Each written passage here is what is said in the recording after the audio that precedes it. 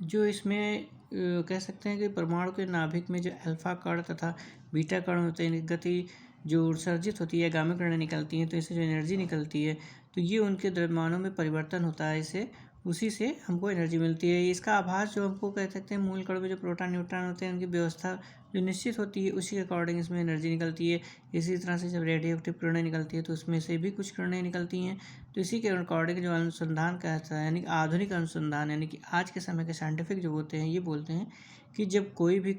द्रव्यमान होगा वो या कोई तत्व होंगे आपस में मिलेंगे, संयुक्त होंगे, तो उसमें द्रव्यमानों में कुछ अंश जो होगा टूटेगा तो ये द्रव्यमान या उसमें कुछ निकलेगा तो ये द्रव्यमान जो होता है उसे एनर्जी में बदल जाता है, यानी इसका द्रव्यमान का अंश ही उसमें एनर्जी में परिवर्तित हो जाता है। तो ये द्रव्यमान के अंश को ऊर्जा में बदलने की क्रिया को ही मतलब इसमें जो बदलता है उसी से नाभिकीय ऊर्जा निकलती है। इस प्रकार कह सकते हैं रेडियो एक्टिव जो होता है हमारी रेडियो एक्टिविटी किसी अन्य प्रकार के विघटन में भी द्रव्यमान की ऊर्जा में रूपांतरण होता है। तो नाभिकीय प्रक्रिया इसको है, इस तरह से हम कह सकते हैं नाभिकीय प्रक्रियाओं में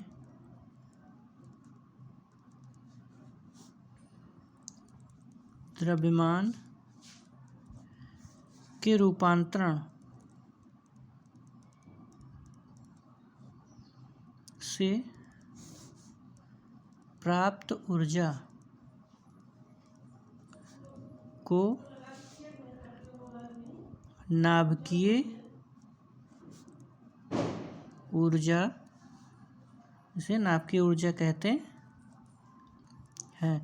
ये जो नाभिकीय ऊर्जा होता है इसी को मतलब कह सकते हैं नाभिकीय प्रक्रियाओं के कारण, जब नाभिकीय प्रक्रिया का मतलब चाहे उसमें कॉन्जुगेशन मतलब फ्यूज़न हो रहा हो, चाहे फिशन हो रहा है यानी संलयन या विखंडन हो रहा है, तो उसके फलस्वरूप जो ऊर्जा निकलती है नाभिक का टूटता फूटता जो उसमें होता है अंश, उसमें एनर्जी मिलती है। इसी से जो नाभिक के यानी कि नाभिक के परिवर्तन से जाहिर से नाभिक में उसके परिवर्तन होगा तो द्रव्यमान में कुछ चेंजिंग होगी, तो जब द्रव्यमान में परिवर्तन होता है तो जो एनर्जी निकलती है उसी को नाभिकीय ऊर्जा कहा जाता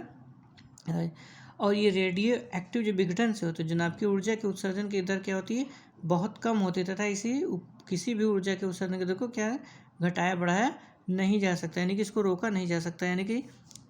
इसमें जो ऊर्जा का प्रोसेस होगा इसे कम या ज़्यादा, कम या अधिक नहीं कर सकते, क्योंकि ये नेचुरल या उस तरह से अपने होगा नहीं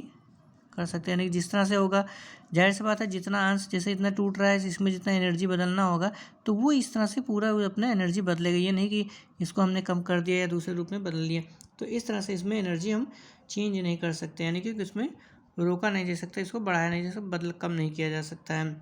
तो इस तरह से होता है। और ये कह सकते हैं कि जो इसमें जो व्यवहारिक उपयोग है तो नाभिकीय ऊर्जा जो उसमें अन्य विधियों से भी इसमें प्राप्त कर सकते हैं, यानी कि इसको अलग अलग तरीके से भी यूज़ किया जा सकता है, बनाया जा सकता है या बदला जा सकता है। फिर ये नाभिकीय ऊर्जा जो हमारा है इसका उपयोग जो हो सकता है कह सकते हैं नाभिकीय ऊर्जा का उपयोग कहाँ है, नाभिकीय ऊर्जा को विद्युत ऊर्जा में बदलने में काम किया जा सकता है, नाभिकीय ऊर्जा की यांत्रिक ऊर्जा में भी बदल सकते हैं, जैसे हमारी रेलगाड़ी मोटरसाइकिल ये मोटर या वायुयान चलते हैं, और नाभिकीय रिएक्टर की सहायता से ऊर्जा को हम अनेक विभिन्न कार्यों में अन्य कार्यों में भी इसका उपयोगिता कर सकते हैं। तो इस तरह से जो हमको नाभिकीय ऊर्जा यानी किसी को न्यूक्लियर एनर्जी कहते हैं।